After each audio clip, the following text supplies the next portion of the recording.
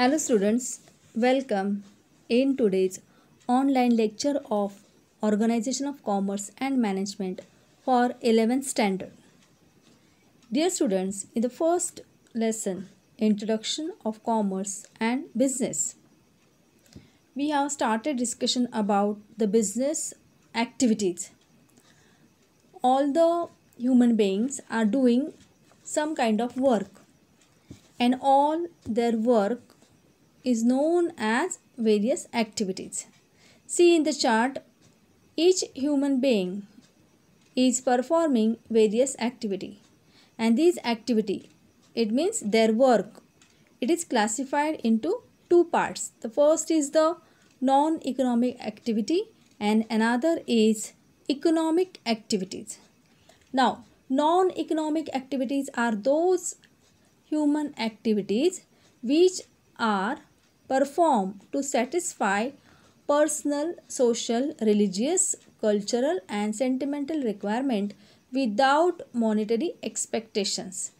Here, the person who is doing that work, he is not expecting any money. Means he is not doing that activity for earning the money. So, his activity is known as non-economic activity. It is not directly related with the earning of money. Now, the second human activity is economic activities. It means it is directly related with earning of money.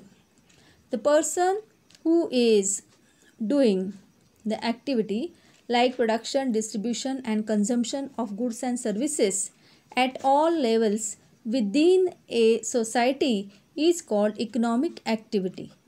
And again, these economic activities are classified into three. First is business, profession and employment. In our earlier lecture, we have discussed all about the first economic activity, and that is business. In today's lecture, we are going to discuss the second economic activity, and that is profession. Now, what is this profession? As I said just now, profession comes under the economic activity. It means the aim of doing the profession is earning of money. Okay. Now, in society, we are observing various people. They are professionals like doctor, vakil or engineers or architects or chartered accountants. All these people are called as professionals. They are doing one type of profession. Now, what is the meaning of profession? So, profession is that part of economic activities under which a person uses his educational knowledge and special skills to render services for earning some income. For example, doctor, lawyer, chartered accountant etcetera. तर विद्यार्थी मित्रांनो, आपण आधीच्या लेक्चरमध्ये मानवांच्या कृती या वेगवेगळ्या असतात हे पाहिलं आहे. काही आर्थिक कृती असतात तर काही बिगर आर्थिक कृतीसुद्धा असतात. तर बिगर आर्थिक कृती म्हणजे काय, तर असे कोणतेही काम की जे व्यक्ती करत असते आणि ते करण्यामागे नफा कमवणे किंवा पैसा कमवणे हा हेतू नसतो, तर याला म्हटलेलं आहे बिगर आर्थिक कृती, नॉन इकॉनॉमिक ॲक्टिव्हिटी. म्हणजे पैसे कमवण्यासाठी ते केले जात नाही. जसं की काल मी तुम्हाला उदाहरण दिलं होतं. समजा आईने घरी तुमच्या लोणचं बनवलं असेल आणि ते तुम्हाला सर्वांना खाण्यासाठी दिलं असेल, नातेवाईकांना दिलं असेल, शेजार पाजारांना दिलं असेल, पण त्या बदल्यात ती कुठलेही पैसे वगैरे चार्ज करत नाही. ती ते बनवते कारण ते कुटुंबाच्या प्रेमासाठी बनवते आणि तिचं त्यामधनं प्रेम दिसून येतं. तर आपल्याला इथं तिची ही जी कृती आहे ती बिगर आर्थिक कृती आहे. या लोणचं करण्यामागे कुठल्याही प्रकारचा पैसा कमवणे हा हेतू नसतो. पण ते जर लोणचं थोडंसं जास्त प्रमाणामध्ये बनवून त्याचे समजा 100 ग्रॅम 200 ग्रॅमचे पॅकेट्स बनवले आणि ते शेजारी पाजारी नातेवाईक यांना ते विकले, त्याच्या बदल्यात पैसे घेतले, तर हीच कृती तिची आर्थिक कृती समजली जाईल, म्हणजे इकॉनॉमिक ॲक्टिव्हिटी समजली जाईल, कारण त्याच्या मागे उद्देश हा नफा कमवणे, पैसे कमवणे हा आहे. तर हा पहिला डिफरन्स आहे की इकॉनॉमिक ॲक्टिव्हिटी आणि नॉन इकॉनॉमिक ॲक्टिव्हिटी. आता इकॉनॉमिक ॲक्टिव्हिटीमध्ये काल सांगितलं तुम्हाला की 3 पार्ट्स आहेत. एक म्हणजे business, profession and employment. Business म्हणजे व्यवसाय, प्रोफेशन म्हणजे पेशा आणि एम्प्लॉयमेंट म्हणजे नोकरी. तर कालच्या लेक्चरमध्ये आपण बिझनेस म्हणजे काय तो भाग पूर्ण बघितलेला आहे आणि आज आपण प्रोफेशन, पेशा म्हणजे काय याबद्दल चर्चा करणार आहोत.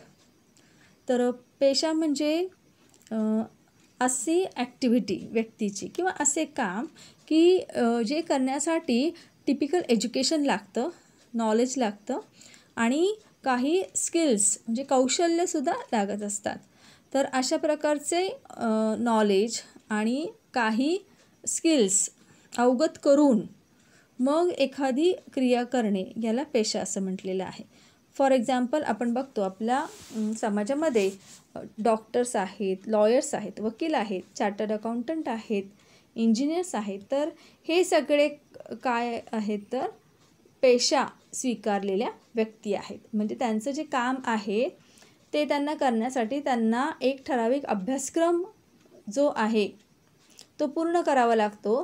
तो अभ्यासक्रम पूर्ण केल्यानंतर परीक्षा द्यावी लागते, ती पास व्हावी लागते आणि त्यानंतर ती व्यक्ती तो पेशा स्वीकारू शकते आणि त्या मार्गाने तो अर्थार्जन करू शकतो, म्हणजे पैसे मिळवू शकतो.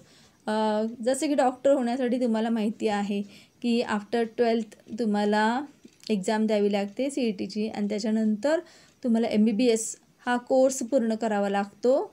4.5-5 वर्षाचा कोर्स आहे, तो करावा लागतो. त्यानंतर लॉयर होण्यासाठी आफ्टर ग्रॅज्युएशन किंवा आफ्टर 12th तुम्ही LLBचा कोर्स करू शकता आणि तो पूर्ण झाल्यानंतर तुम्हाला त्या युनिव्हर्सिटीकडनं LLBची डिग्री मिळते आणि त्यानंतर तुम्ही लॉयर म्हणून प्रॅक्टिस करू शकता. त्याचप्रमाणे चार्टर्ड अकाउंटंटच्या बाबतीतसुद्धा असंच आहे की आफ्टर 12th तुम्ही स्वतःचं रजिस्ट्रेशन करू शकता. Indian Institute of Chartered Accountant ही जी संस्था आहे त्या अंतर्गत. त्यानंतर परीक्षा 3 राऊंडच्या असतात, परीक्षा 3 स्टेप्स असतात. त्या परीक्षा तुम्हाला द्याव्या लागतात आणि त्यामध्ये तुम्ही सक्सेसफुली पास झालात की मग तुमचं ट्रेनिंग पिरियड होते आणि मग तुमची नियुक्ती होते. म्हणजे अशा प्रकारे एक लक्षात येईल की पेशा स्वीकारण्यासाठी त्या व्यक्तीला एक ठराविक अभ्यासक्रम करावा लागतो. म्हणजे आज कोणीही व्यक्ती जाऊन एखाद्या डॉक्टरच्या खुर्चीत जाऊन बसते आणि मी डॉक्टर आहे असं म्हणू शकत नाही, बरोबर. तर जी संस्था जसं इंडियन मेडिकल काउन्सिल आहे,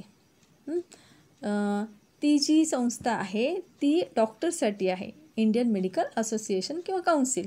तर त्या संस्थेअंतर्गत तुमचं रजिस्ट्रेशन व्हायला पाहिजे. तुम्ही तिथं तुम्हाला ॲडमिशन मिळाली पाहिजे 12वी नंतर. त्यानंतर तुम्ही त्यांचं जे काही ट्रेनिंग असेल, एज्युकेशन असेल ते प्राप्त करून घेतले पाहिजे आणि त्यानंतर मग तुम्हाला त्या संस्थेकडनं ठराविक परमिट मिळतं, लायसन मिळतं आणि त्या आधारे तुम्ही तो पेशा स्वीकारू शकता किंवा कार्यान्वित करू शकता. Okay, so this is all about the profession. Now here we are going to discuss what are the features of this profession.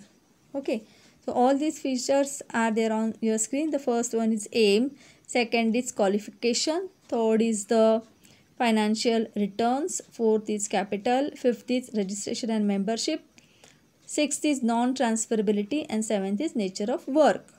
Now we are going to discuss all these features in detail. The first is the aim. Every profession is practiced for earning money. Also, they render services to their clients and solve their problems. See why the profession is practiced. As I said just now, profession comes under the heading of economic activity.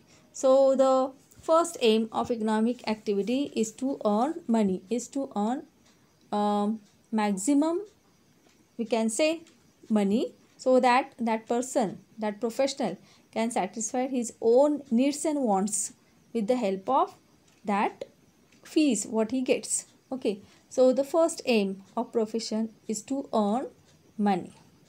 Now the second point is qualification.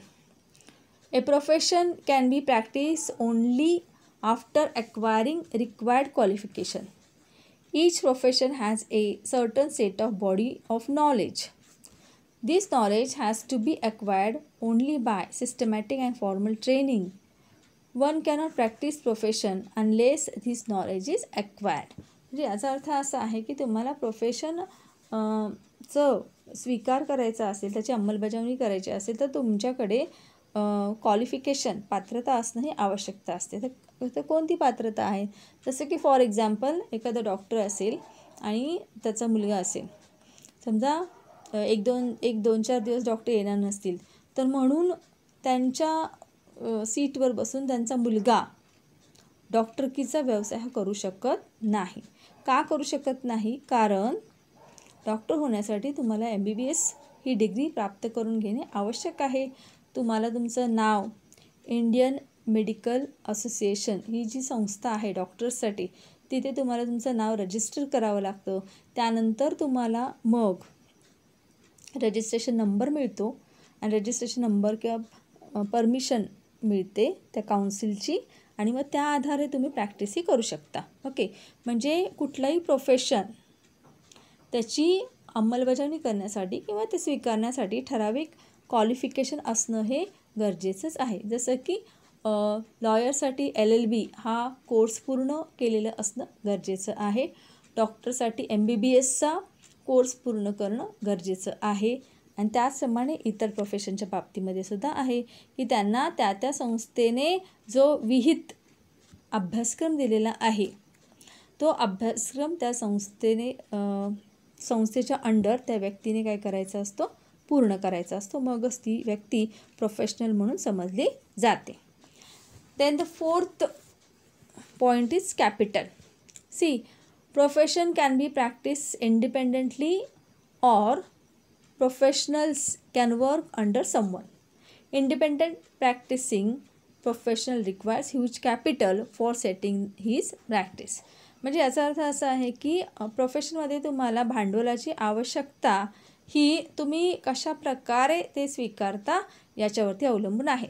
समजा एखादा doctor, आपण example घेऊया की त्याला स्वतःचं clinic सुरू करायचं असेल ॲज ए प्रोफेशनल म्हणून, तर मात्र त्याला भांडवलाची आवश्यकताही लागणार आहे. कारण त्याला त्याचं क्लिनिक सेटअप करायचं, जागा खरेदी करायची, इन्स्ट्रुमेंट घ्यायचे वेगवेगळे, त्याच्यानंतर काही फर्निचर त्याला लागणार आहे. पेशंटसाठी बसण्यासाठी चेअर लागणार, खुर्ची लागणार, ॲपरेटस लागणार वेगवेगळे. तर यामध्ये त्याला थोडीफार इन्व्हेस्टमेंटही करावीच लागते.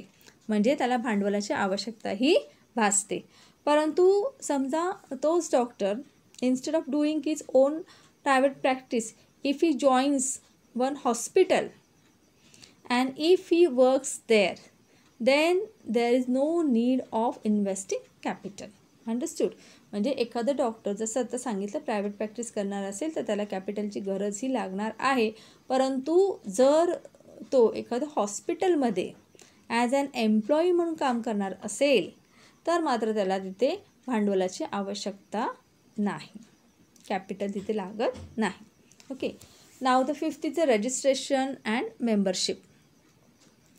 Here some professions have a council which regulates the activities of professionals. These professionals have to be registered them with their respective council and get certificate of practicing.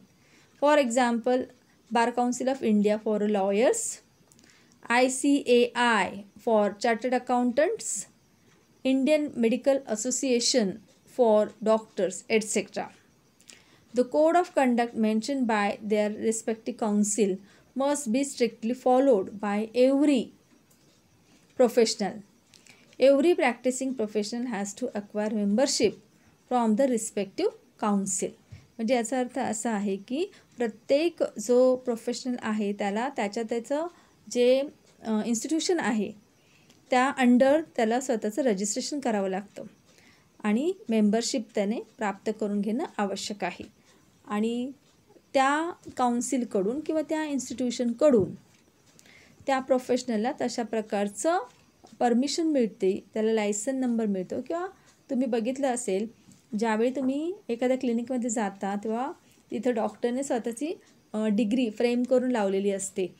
तुम्ही ऑब्झर्व करा, तिथे वरती त्यांचा रजिस्ट्रेशन नंबर असतो.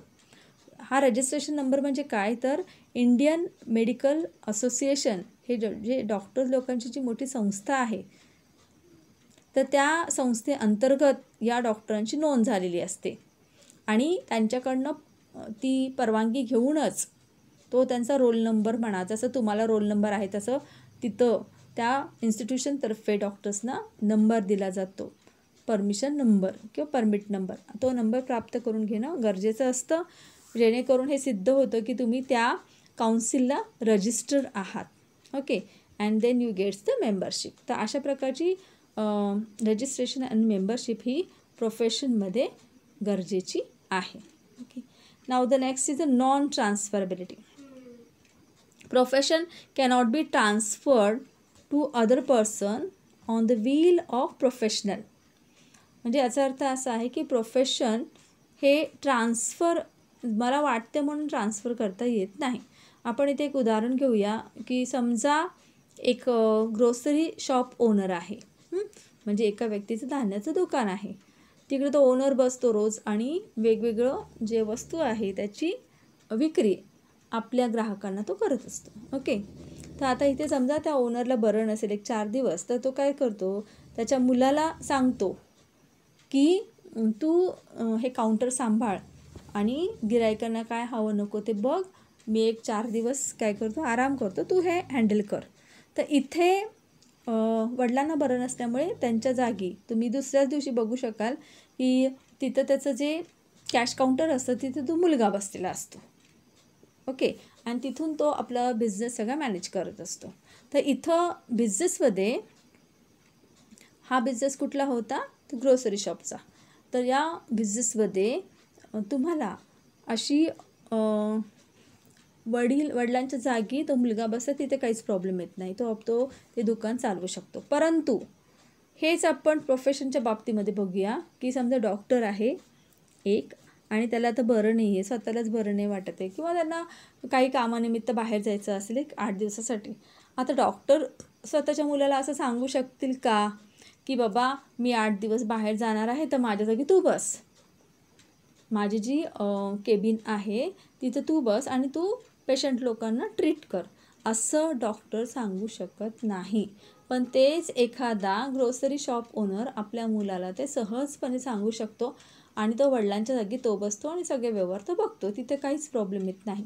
परंतु जेव्हा एखादा profession असतो तिथे मात्र तो लॉयर असेल किंवा डॉक्टर असेल कोणतीही असेल, तर तिथे मात्र ते प्रोफेशन असं ट्रान्सफर करता येत नाही दुसऱ्याला की बाबा मी लॉयर आहे तर मला नसेल काही काम करायचं किंवा मला होत नसेल तर मी लगेच ती चेअर माझ्या मुलाला देऊन टाकली आणि सांगितलं की आता इथून पुढचं तू बघ. तर हे इथे शक्य नाही आहे. आता हे शक्य का नाही आहे, तर अगेन तेच प्रोसिजर आहे की त्याला जर डॉक्टर व्हायचं असेल तर त्याचा नंबर तिथे लागला पाहिजे. MBBSचा कोर्स त्याने सक्सेसफुली 5 वर्ष त्याने पूर्ण केले पाहिजे. जे काही स्किल असतं बेसिक ते त्याने शिकलं पाहिजे आणि त्यानंतर मग ती व्यक्ती डॉक्टर म्हणून काम करू शकते. Okay, so profession is non transferable. एकाकडून दुसऱ्याकडे प्रोफेशन सहजपणे ट्रान्सफर होत नाही. म्हणजे केवळ डॉक्टरचा मुलगा आहे म्हणून तो उद्यापासून तिथं बसू शकतो, पेशंट्सना ट्रीट करू शकतो, असं शक्य नाही. तर त्यालासुद्धा तो MBBSचा कोर्स पूर्ण करावा लागणार आहे, स्वतःचं रजिस्ट्रेशन करावं लागणार आहे, परमिशन घ्यावी लागणार आहे आणि मग तो त्या वडिलांच्या केबिनमध्ये किंवा तिथून तो रुग्णांवरती औषधोपचार करू शकतो. पण एक नक्की आहे की त्याला इंडियन मेडिकल काउन्सिलचा जो काही अभ्यासक्रम आहे MBBSचा तो पूर्ण करणं हे गरजेचं आहे. ओके, सर इथं हेच लक्षात ठेवायचं की प्रोफेशन हे नॉन ट्रान्सफरेबल आहे. इझिली ते एकाकडून दुसऱ्याकडे ट्रान्सफर होऊ शकत नाही. नाव the last is the nature of work. Professionals charge fees in exchange of expert services. For example, again take the example of doctor. आता नेचर ऑफ वर्क कसं आहे इथं, तर जे प्रोफेशनल्स असतात ते काय करतात की आपल्या ग्राहकांना सर्विस प्रोव्हाइड करतात, सर्विस देतात, पण त्या सर्विसचे ते रिटर्न्स घेतात आपल्या क्लायंटकडनं. आणि हे रिटर्न्स कसे असतात, तर आपण म्हणू शकतो की हे जे रिटर्न्स आहेत जे त्या ग्राहकांकडनं घेतले जातात, तर याला फीस म्हटली जाते. जो प्रोफेशनल आहे आपल्या ग्राहकाकडनं जे पैसे घेतो, काम केल्याबद्दलचे मानधन घेतो, त्या मानधनाला फीस असं म्हटलं जातं. तुम्ही बघा, डॉक्टरच्या केबिनमध्ये गेल्यानंतर तुमचं डायग्नोसिस झालं, चेकअप झालं, सगळं झालं की मग तुम्ही विचारता, डॉक्टर फीस किती आहे? आपण सहज विचारतो. मग जे काही फीस असेल ते तुम्ही देता आणि आपली त्यांनी प्रिस्क्राईब केलेली औषधं वगैरे खाता, लाईक दिस. म्हणजे याचा अर्थ असा आहे की जे प्रोफेशनल्स आहेत पीपल, ते आपली फीस चार्ज करतात. लॉयरसुद्धा बघा, जर तुम्हाला काही प्रॉब्लेम असेल, केस वगैरे लढवायची असेल, तर लॉयर तुम्हाला त्याची फीस सांगतो की माझी फीस एवढी आहे. तुमची केस कॉम्प्लिकेटेड आहे, सिम्पल आहे, डिपेंड्स कशी आहे. आणि मग त्याच्यानंतर हा जो लॉयर आहे तो स्वतःची फीस त्या ग्राहकाला सांगतो आणि त्यानंतर पुढचे त्यांची ॲक्टिव्हिटी ही कंडक्ट केली जाते. Okay, so all this is about today. Profession, the economic activity. Ultimately, the aim of profession is also to earn money. So that's why it comes under the economic activity. Okay, I hope students you have understood the term profession and how it comes under the heading of economic activity. If you have any doubt or queries, you can mention in comment box, and in next lecture I will try my best to solve your all doubts and queries. Till then, take care, be happy, and thank you students.